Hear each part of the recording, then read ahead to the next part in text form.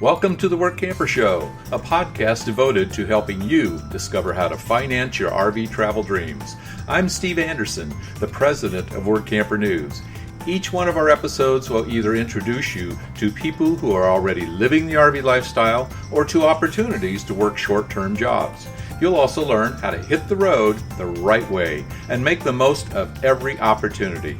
Now let's turn over today's show to your host, Greg Gerber. Thank you, Steve. Today I'm going to interview a couple who has been RVing and work camping at a variety of jobs for more than 10 years. If you're just exploring the RV lifestyle and work camping options, consider enrolling in The Dreamer's Journey. It's a new online course produced by Workamper News. Life is way too short to keep your dreams on hold, so don't be held back by fear because you were designed for more. Get started with the RV lifestyle the right way with this comprehensive guide. For just $29.95 for 1 year of access, Dreamers have unlimited viewing of 50-plus videos to learn things like what type of RV to buy, goal setting, how to budget for the adventure, developing a positive mindset, setting up a domicile, operating a small business on the road, plus all about work camping and how to find the right job for you. Each video is 30 to 90 minutes long, giving an in-depth coverage on each topic. There's no wrong time to get started. So for more information, visit www.rvdreamersjourney.com. Barbara and Brad Cunningham started camping in the 1990s, using tents and occasionally renting an RV. In 2009, they took the plunge and bought their first 35-foot Class A motorhome. They've been work camping for years, but on a schedule that allows them to play for a while, then work for a while. If they really wanted to check out an area, it just made sense for the couple to find a work camping job. Whenever they do that, the Cunninghams really enjoy becoming local residents for a few months while enjoying nearby recreation opportunities. They work several jobs at RV parks, where Barbara tended to duties in the front office, checking in guests and taking reservations, while Brad worked outside, maintaining the property and guiding people to their campsites. One campground included horse stables, and another was on the Oregon coast. They even worked for an RV park where the sites were owned by the RVers themselves. One job they both really enjoyed involved taking care of 3 rental homes for a private owner in Alaska. In fact, the couple spent several seasons working that job. Barbara and Brad would greet new renters when they came in for a few days or a few weeks, then clean the homes and get them ready for new renters to arrive. It was the ability to live in Alaska that made the job so enjoyable because the Cunninghams had lots of time to explore the region.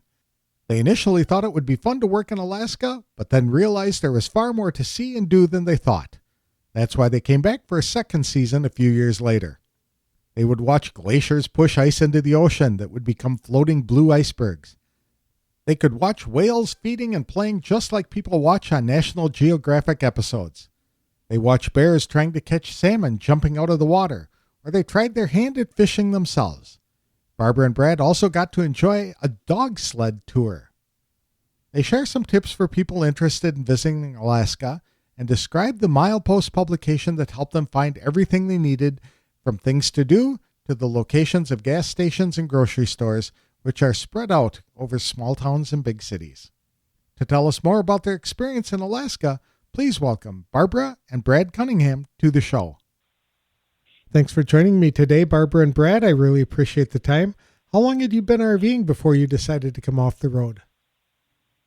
We started in early 2009, but prior to that, we'd been in RVs from everything from tents to motorhomes from 1990s on. Okay. What kind of RV did you have? When we went full-time, we ended up with a Class A and a variety of them, but around the 35 to 40 footers. Okay. Why did you pick a Class A?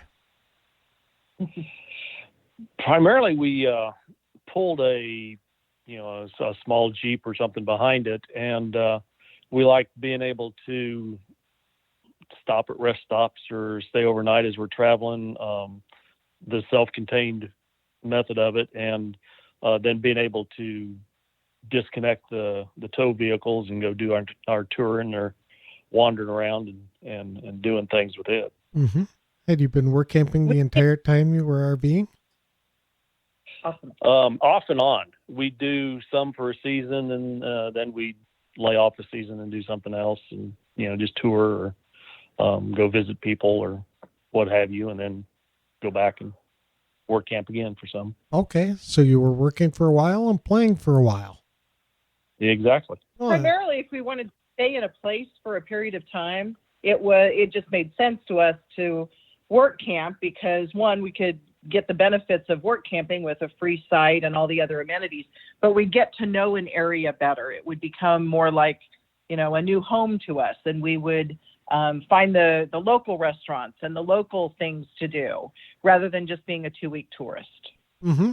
That makes sense. What attracted you to work camping in the first place? Initially, when we done the research before I retired and we actually hit the road full time, but it was one of those, we didn't want to do all and then nothing type thing. So we thought it'd be a good way to dip our toe into the RV world and still transition, basically, figure out what we needed to have, what we didn't need to have, and talk to other people that were in the RV lifestyle and learn from them before we made the decision to go completely full time and break all the ties. What do you like most about the RVing experience, or what did you? I liked just seeing the countryside, the things that were out there, and when you live in a place for a long period of time, you kind of get used to what the attractions are, and that's it. And you try to cram stuff into a 2-week vacation, and you really don't get a good feel for the details. And it was kind of nice to be able to go to a place, stay for a season, and become a local, basically, Mm-hmm. and get to know what stuff was around there and find some of those little hidden gems that you miss when you're trying to cram it into 2 weeks. How did you often find those hidden gems?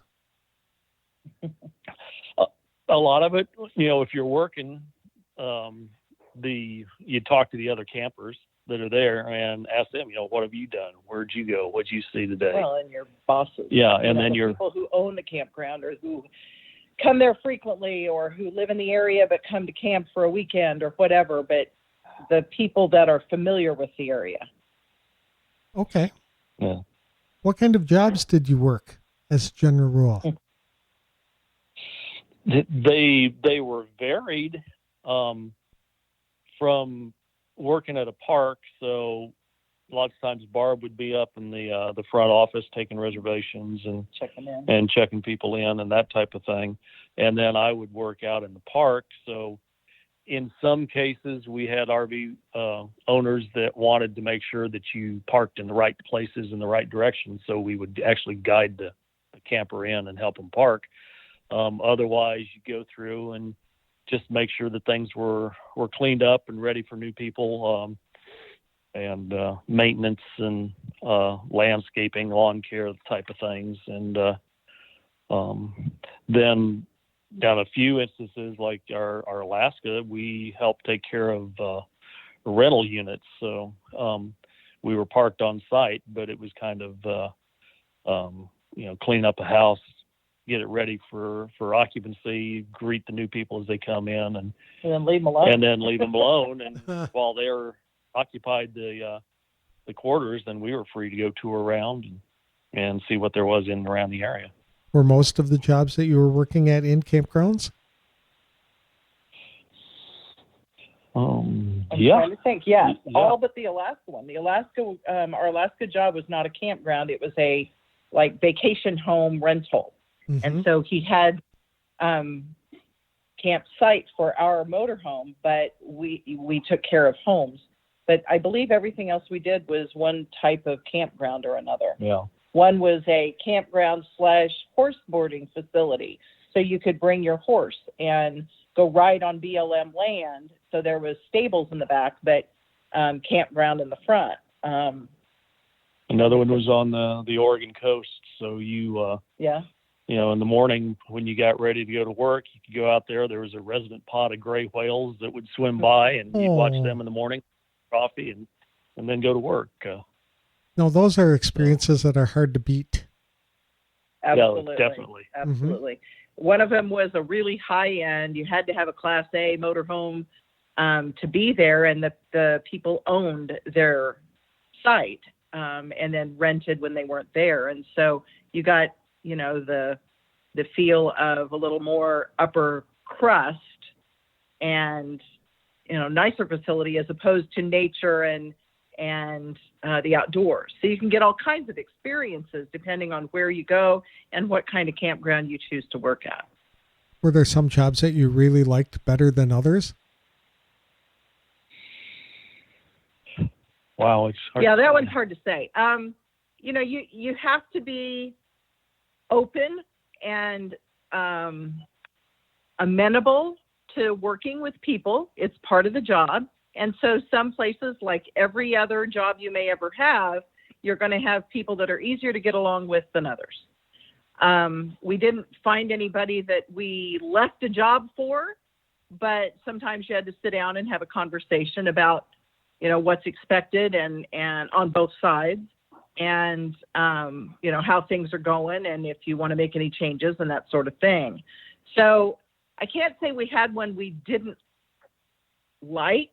There was benefits to all. And we had actually some that we liked enough that we came back. Absolutely. Alaska was one of them. But you just, you take the best that you can out of the experience, even if it's not all pleasant. And it's a short-term thing. It's not like your career.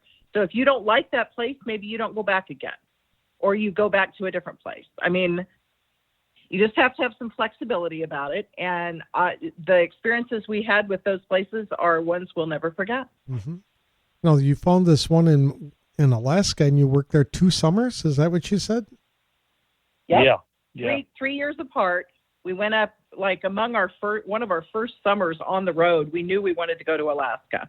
So that was our way to get our trip paid to Alaska, was to go work. And then we liked it so much that 3 years later we went back. Same guy. Mm-hmm. And what kind of jobs were you doing for that company? It was basically a private individual. He owned 3 vacation homes on the side of the mountain, right next that he to rented out. a glacier-fed lake, and we would prep the house for the new guests. When the guests got there, we'd show them around, show them how things worked. We were familiar with the area, so we would tell them, here's things to go see and things to do, and help them if they needed contact information or what have you. Then landscaping and light maintenance to make sure the place was up and stayed running. And then after they left, we'd have turnaround time, so we'd clean it up and get it ready for the next set of guests. Were you the only set of work campers at that time, working at the chalet?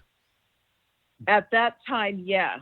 He got busier after we left, and I think there's an additional chalet that he built, and then now there's at least a couple of work camper couples that work for him now. Okay. So basically you were getting the guests, the chalet ready for occupancy by the guests. And then once it was cleaned up and they were checked in, they pretty much were on their own until it was time for them to check out. So you never heard from them unless they needed something. Yeah. Correct. Yeah. And we tried to stay low profile, out of the way. And, during the days we'd go wandering around the area and, we'd visit things and do things. And where it was located is on the Kenai Peninsula. So you've got the Russian River just around the corner, which is world-class salmon fishing. And we weren't too far from Seward, and there was the fjord cruises and sea life centers there, and Alaska Railroad. The Alaska Railroad ran right down by the chalet. You'd see it every morning. So there was just all kinds of things to do in and around that peninsula. Why did you want to work in Alaska? Initially, it was just to go see, just to say we'd been there. But after we got there, it really turns out to be one of my favorite places, just because of the sheer diversity, but the nature that's there, the forests, the mountains, the glacier lakes, and, everything from grasslands and wildlife to the ocean coast and the marine life that's there. Just, it's such a broad spectrum. People don't understand what it's like until they actually get up there and can experience it, and they can get out on one of these ocean. Well, I don't know if you'd call it a cruise, but you'd go out there and you'd watch the glaciers calve, and you'd see this incredibly blue ice floating in the ocean as well that has calved off of the blue ice there, and the glacier-fed lakes had this unique turquoise color that you don't see anywhere else in the world. Mm-hmm. And so that was really neat. And like you say, out of Seward, there's you could take short cruise, 2 or 3 hour cruise to an all day long cruise in and around the Kenai fjords, and you could watch the humpback whales as they did their thing, and killer whales. You could go up next to the glaciers and watch them calve, and just unbelievable things that you only see on National Geographic, and here you are seeing them in life. Right. Yeah, that's really cool. And what did you think about the extended sunlight? That was actually my favorite part. There's a lot of people that can't understand. They get there and there's that light, and it's midnight or after, and they're like, how do you go to sleep? And I never had a problem. We remember on the 4th of July, Seward had a big fireworks display, but it didn't start until midnight because that was the closest you could get to dark, and it's still, you had shadows on the ground. So it was light enough. So that is weird to be able to look out your RV window after midnight and be able to look all the way across the compound because it's still light out. Oh, there were times that we would sit there and, you're going, oh my gosh, I'm really tired. What's the deal? And you'd look at your watch and it's 2 a.m. and it's still, shadows out there, and it's like twilight. So you're kind of, oh yeah, it is kind of time to go to bed. What were some of your favorite activities to do in Alaska? I liked going to the various towns and what they had to offer as far as little craft fairs, going to the like I was saying, the Kenai Fjords tours. Every one of them's different. Yeah. The dog sled tours during the summer, go see the new puppies. Just watching the fishermen when the salmon run. It's called combat fishing because they're standing next to each other and all these hooks are flying, and they're trying to get a salmon. So, just the nature. Did you ever have an opportunity to watch any of the bears try to compete for salmon? Oh yeah. Yeah. In fact, during the fishing time, lots of times you'd see these fishermen lining the bank, and so you'd see a fisherman bear, fisherman, and we took a river float trip on occasion, and as you were going by, we saw a mama bear and a couple cubs and out there fishing. You weren't unnerved by that? Not at all. Okay. They're more interested in fish than you. And as long as you, I guess, don't come real close to them, they're not going to bother you either. They really aren't interested in you. You just have to be aware of your surroundings. We went on a hike. A family came to visit us up there while we were there. We went on a big old hike, and one crossed the hiking trail right in front of us. But they were interested in going down to the river to get their salmon. They weren't interested in us. So you just keep your distance and give them the respect they deserve. They really won't mess with you. Mm-hmm.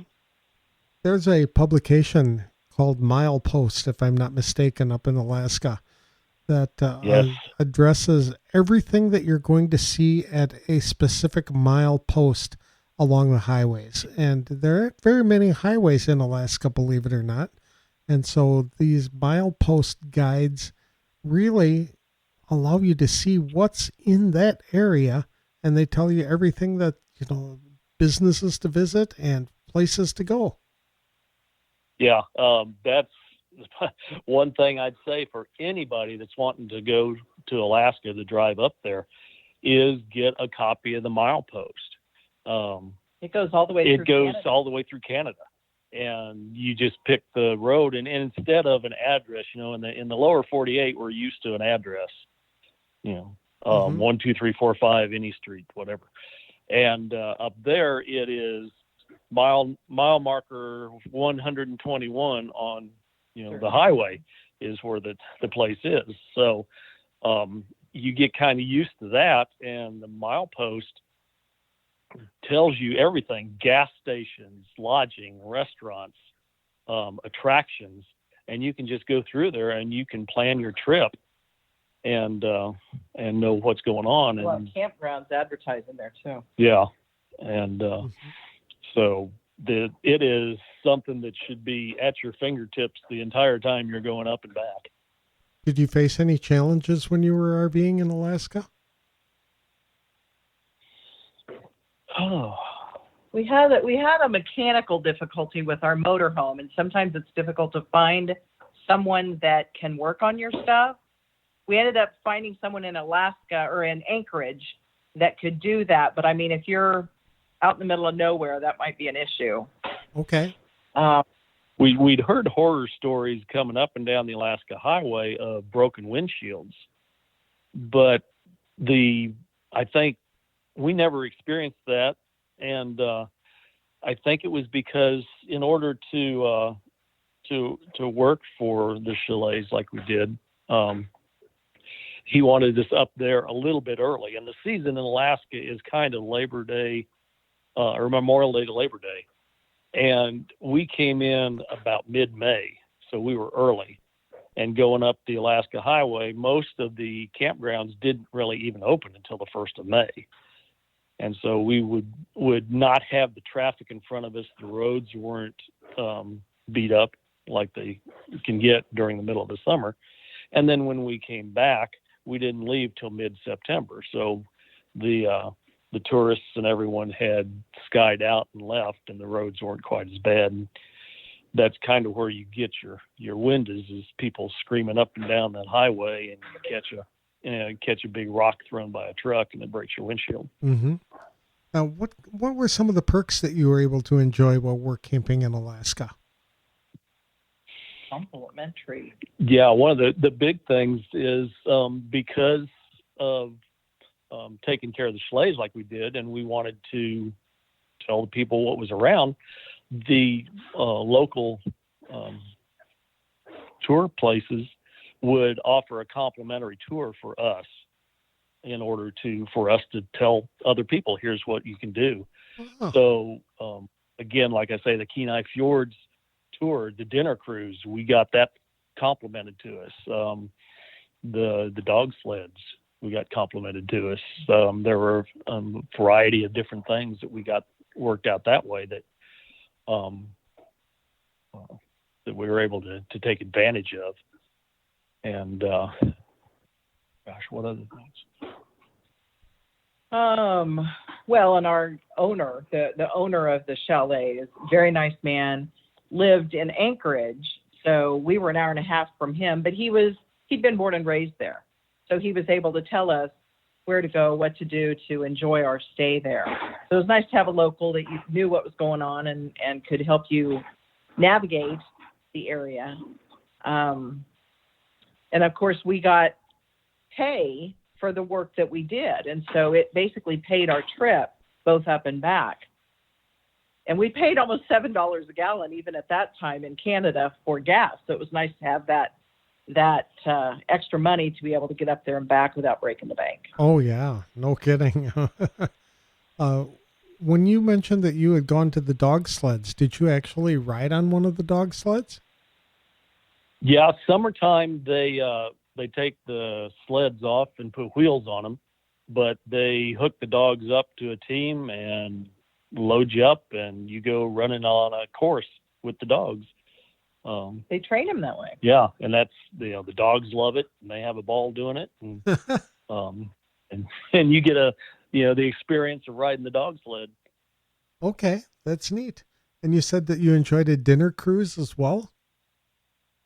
Yep, the Kenai Fjords cruise would go out into the fjord, and that was one of those things, like I said, that you could see all manner of marine life, from the humpbacks to the killer whales and the calving of glaciers and such. And then they had a dinner that they had set up, a little area that they docked the boat, and you went off into a big dining hall and got fed a dinner and got to kind of wander around the trails there, and then back up on the boat and back to Seward. So okay. And when you were out there in Alaska, especially the second time, did you see more this time than you did the time before because you knew what you were looking to experience? It's kind of one of those things. We went back and saw the things that we really liked from the time before, but then we also went and saw the things that we didn't have a chance to see in the first time around. We went with the owner of the chalets to some locals fishing and stocking their dip netting. Yeah, the dip netting. And wasn't the train the second trip? The train was the second trip. We rode the Alaska Railroad, got on it, and rode out to a glacier and back, and just kind of did a variety of things that we didn't have time for the first time. Oh, sure. Would you go again? Yeah. Silly question. We talked about going up, but not in our motorhome, Okay. And just do the vacation type thing. But I don't think I'd trade that for anything. That was one of the highlights of our RVing years. Mm-hmm. When you had mentioned the Alaska Railroad, did you go all the way up to Denali? The first time we were there, we actually, after we finished our stint at the chalets, we left Anchorage and drove up with the motorhome and stayed in Denali. We didn't take the train. No, the train was a day trip. But yeah, we did go up to Denali that one time. Okay. Is there any advice that you'd give to people who are considering becoming a work camper or visiting Alaska? A couple things. Is for the Alaska side of it, like I said, buy the mileposts. You can get them at you can get them online, I think, anymore. You can probably order them. But the milepost should be your Bible. That's got probably as much of information as you could ever need. And as far as Alaska is a whole lot bigger than you think. It is indeed. If you look at a map, and I tell people this all the time, if you look at usual maps of the United States, they have Alaska and Hawaii in this little window down in the corner. And you go, okay, fine, that's good enough. Well, when we were on the Kenai Peninsula, when we would drive from Seward to Homer, it's a quarter inch on the map. Right. And it took us most of the morning to get there and most of the afternoon to get back. And you're like, what the heck? Well, I think it was in Denali.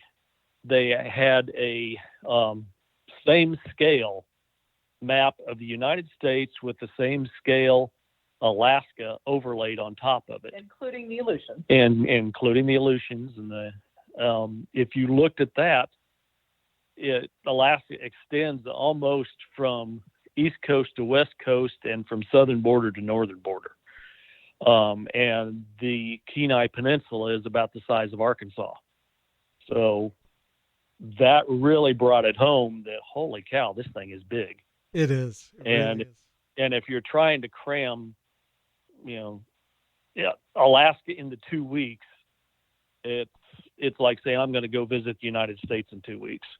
The lower 48, just realize it's big. And then as far as a work camper, I think the biggest thing that I've got is know what you want to do, what you will do or what you won't do or what you want to do. Some people don't want to clean bathrooms. Other people don't care. Some are good in maintenance. Some are not. So be clear up front with whoever you're interviewing with or talking to, and don't be afraid to speak out. And come to an agreement with your park owner or manager before you accept the position, so that both of you are clear and understand what the job is, what it entails, and what the expectations are. And one of the things too is, how much will you as a work camper be allowed to do? There are some parks that this is how it's done, this is how we want it done, it's how it's been done in the past, and this is what we expect how we expect you to do it. Others are a lot more autonomy and independence. If you've got a better way to do something, go for it. And so get all that cleared out and communicated up front, and then just keep in touch with owners and management and continuous communication, and it'll make a great, enjoyable experience for everybody involved. How did you find your jobs in Alaska? When we first started off, we were using the Workamper news, and we would go through that, and we would see what jobs were out there, what they were expecting, what was offered, what amenities or perks were offered with it, and so that kind of gave us an idea of how to start. And then after we had done it a while, we knew, like I was just saying, what we wanted to do, what we didn't want to do, and would figure out, all right, we want to be in Alaska for the summer. So where do we want to kind of home base from? And then started looking at campgrounds and opportunities in the area. And when we got that narrowed down, then it would be a case of giving the park a call. And if they'd advertised in the Workamper News, we knew that they hired work campers. We'd go from there. If they didn't, or if we were just cold calling, sometimes we'd call them up and say, "Do you hire work campers?" and start the conversation from there. Oh, that's easy. Were people pretty receptive to that? Yeah, We found a couple jobs later on like that. Yeah, I don't think I had anybody that said, "No, we don't want work campers," or "No, you have to go through a certain, website," or what have you. Okay, very good. Well, thank you guys. I really appreciate this information. It sounds like you had a great experience in Alaska, and I hope you get back there. Did. I kind of really hope so too.